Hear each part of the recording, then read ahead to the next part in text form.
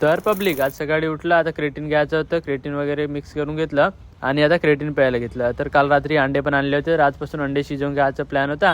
मग अंडे वगैरे उकडून झाले होते, अंडे कापले, त्याच्यामध्ये तिखट मीठ वगैरे टाकलं आणि नंतर आता ते पण खायचे होते. आता अंडे जरासे जास्त खाणं होत नाही, पण आता खावं लागत आहे. मग अंडे वगैरे खाऊन घेतले, नंतर मग केळी पण होत्या जिमला जायच्या पहिलेच, आता केळी वगैरे पण खाऊन घेतल्या. नंतर मग निघलो आता जिमकडे जाण्यासाठी, जिमकडे निघलो. आता जिममध्ये पण जास्त गर्दी नव्हती, मग आता वर्कआउट पण चालू केले आणि आता वर्कआउटचे व्हिडिओ पण घेऊन घेतले.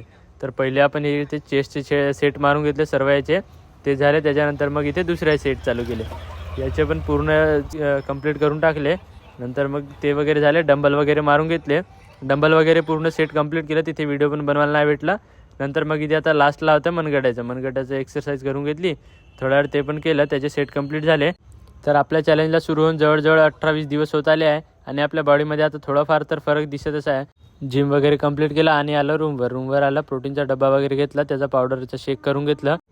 तर ह्या प्रोटीननं आपल्या बॉडीच्या जे मसल्स आहेत ते स्ट्रॉंग होतात, त्याच्यासाठी आपल्याला हा घ्यायला सांगितलेला आहे दादाने. हा प्रोटीन वगैरे पिऊन घेतला. तर आजच्यासाठी एवढंच, भेटू आपण अशाच पुढच्या ब्लॉगमध्ये.